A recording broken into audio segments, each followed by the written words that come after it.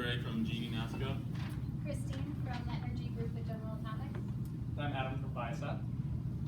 And we actually have two other team members who couldn't be with us today, but they will be joining us via teleconference in some way. All right. So we're going to do a skit as part of our presentation. We'll start off with that.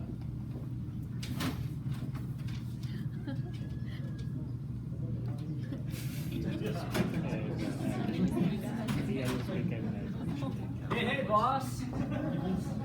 As those millennials would say, I'm Audi Q5. Wait, where are you going? I'm retiring. Now, if you please excuse me, I gotta go hit around at Mar-a-Lago.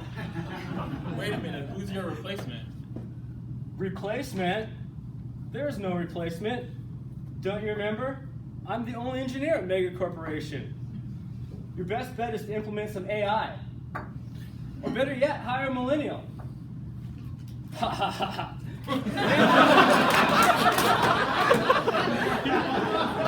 Maybe for a bounce house and a cotton candy machine, you can get some millennials to work here.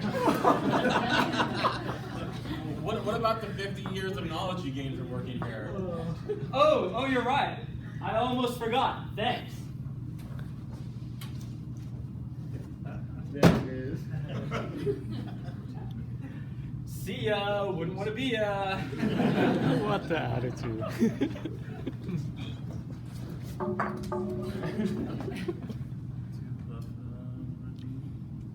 Oh man, what am I going to do? I guess I know one thing that I can always do is hire an overpriced consultant. Ring. Hello. Thank you for calling the Overpriced Business Consulting Service. We can consult on any business problem for a ridiculously high price. What problem do you have? Hello, overpriced business consulting service. I am the CEO of Mega Corporation. I have a serious problem. My one and only engineer retired. What should I do? Oh, we can definitely help with that. For a ridiculously high price, I will put a report together for you. That's the best news I've heard all day.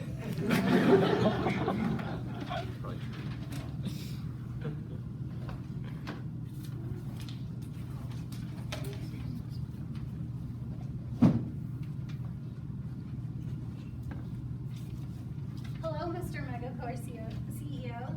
I've prepared this 23-page document on how to effectively prepare for the departure of baby boomers in the current economic climate of extremely low unemployment, coupled with a mobile workforce and changing generational outlook. And I have a short presentation to give. May I might add, you're looking wonderful today, Mr. CEO. Thank you. Wonderful.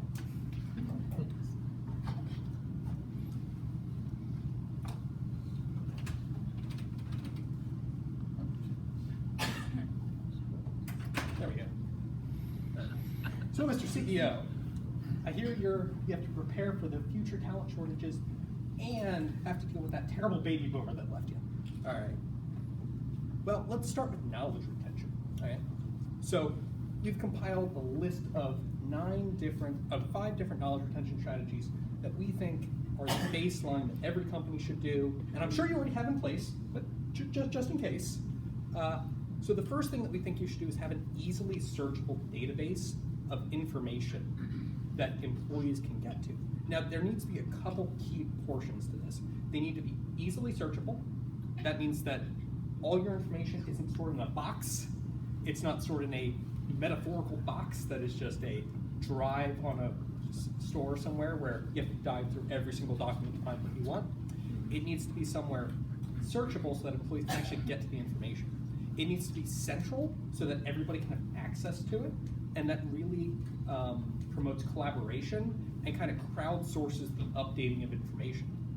Of course, you can have some firewalls in between employees so that certain sensitive topics don't get to other people, but in general, central, searchable, and collaborative is what you need.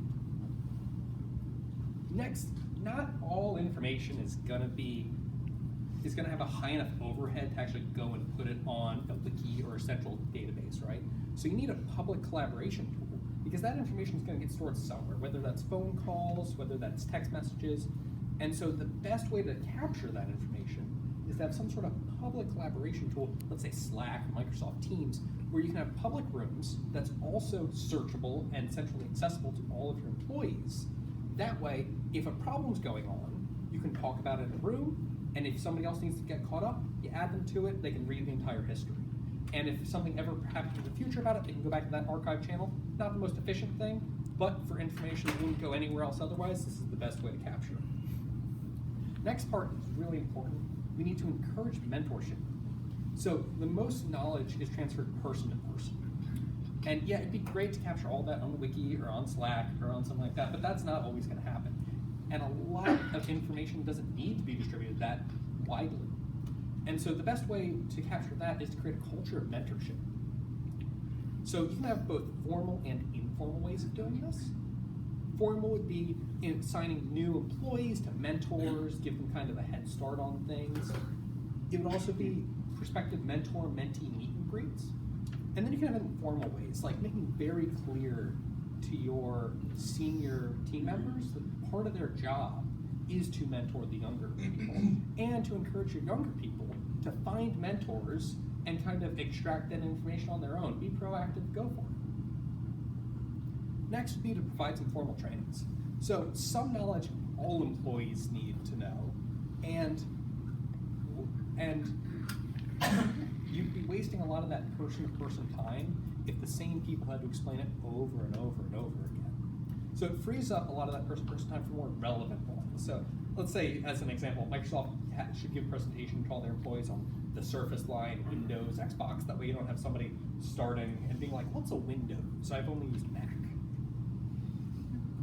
Next step is a succession plan. For higher level positions, wiki retained knowledge doesn't really work really well because that's not something you generally capture. And so it's really important to identify successors in months or even years, depending on the position ahead of time. Have a shadowing period of weeks to sometimes months. That way they can kind of get on their own terms. And then hopefully keep that older employee around for at least a little bit while the new one performs his job functions, just in case he's missing a couple chunks.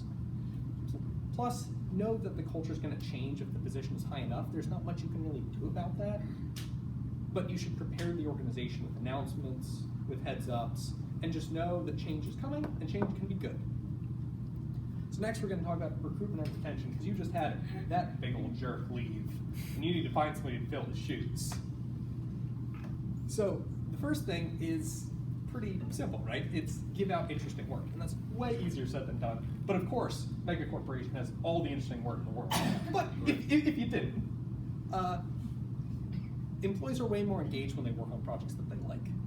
And yeah, that is easier said than done, but there's a couple things you can do. Like you can split, if you have an old legacy project that needs to be continually updated, putting someone on that full time generally isn't going to be too much fun. And so splitting employees' times between projects and cross-training older employees who have experience on that legacy project, for instance, it's really important to keep them around, because you might want to keep them on that project because they have a lot of knowledge retained on that subject, but if they're disengaged working on that, they're just going to leave and you're going to lose all that knowledge. Whereas if you cross-train them and have them work 50% of the time on something else, you'll keep that knowledge around as long as they're engaged in their other project. Next is to hire for the culture. So hire mega employees for MegaCorp. That guy didn't seem like he fit your culture. So it's really important that you hire employees that fit culture, because it means that they'll stick around longer. In times like this where the unemployment's really low, a bunch of the other groups mentioned this really well, employees are much more likely, if they're staying around just for salary, they'll just jump ship if they get offered a higher salary. But if they believe in your company and they believe in your mission, they'll want to stick around for a lot more reasons. Technical skills can be trained for, culture fit really can't. And yeah, you don't want somebody who doesn't know anything to move into a technical role, but I'd hire somebody who, but between the foremost technical expert in the world and one step down from that, if the foremost expert hates your company, I definitely wouldn't hire them. And so there's a balancing act there. Next, recognize employee accomplishments. Recognition increases employee satisfaction, and younger employees want that even more than older employees do. Now, I know everybody gets paid, Salary's great, salary's really important, but it's necessary and not sufficient. There need to be things on top of that. So bonuses are really great, but also just kind of random gifts and affectionate, thank yous from managers go a long way, and encouraging that throughout your organization is great. The best type of accomplishments are unstructured, untimed, which means it's just random. You walk up to the employee, hand them a gift card, and go, hey, you've been really great recently.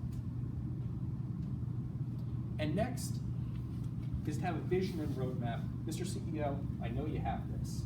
Of course. Of course. That's why you've been selling the megaphone for years. So having a strong company roadmap and vision really comforts employees because they know that the company's going to go somewhere. They know that the floor is going to fall out from them in 5 years because it's looking really rocky. And that goes for not only the company vision, but also developmental goals. These kind of go together because if they know that the company's growing and that you'll then grow them along with it, they're more likely to stick around because they think they have room to grow. Also, if you don't have a roadmap for your employees, you'll only have the employees that you have today tomorrow. And you don't need the employees that you have today tomorrow. You need the employees that you need tomorrow. And so you need to be training your employees for what you need in the future, not what you need now. So thank you, Mr. CEO. We take cash, check, money order. Just make it way too expensive. Thank you. I'm gonna put some changes into place.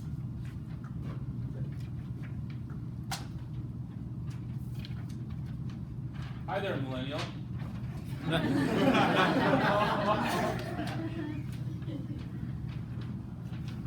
What are you looking for in a company? I'm looking for a team with a real purpose, purpose I can support and values that, really align with my values. That's great. At Megacorp, everyone thinks we're just about mega profits, but that's not it at all. We're mega into values and mega into supporting our team via mentorship, flexible work environments, and growth opportunities. Can you take a look at this schematic or a PCB and tell me how you would spur emissions on a PMS band? What's a schematic? You know what? That's mine. Do you like people? Sure, yeah. Great, fantastic. We have 2 other people that work at Megacorp, but they work remotely. This is Kathy. I work from home. And we also have Jen.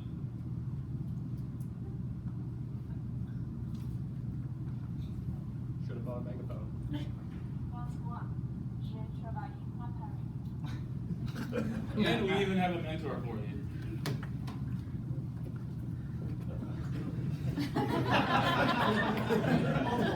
Because even boomers can appreciate an easily searchable database, some collaboration tools, and a little flexibility. Because AI is not going to solve everything. Thank you. Thank you.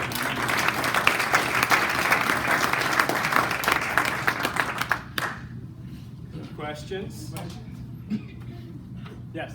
One of your earlier points you made was the value of creating a central database for really as a repository of knowledge. And I think that's probably a situational recommendation, kind of depends on the business and maybe the nature of its information and how quickly it changes. One of the things we've found in our enterprise is there's a big difference between information control and information relevance. And those Venn diagrams are difficult to intersect, and the more you control your database, the harder it is to maintain its currency.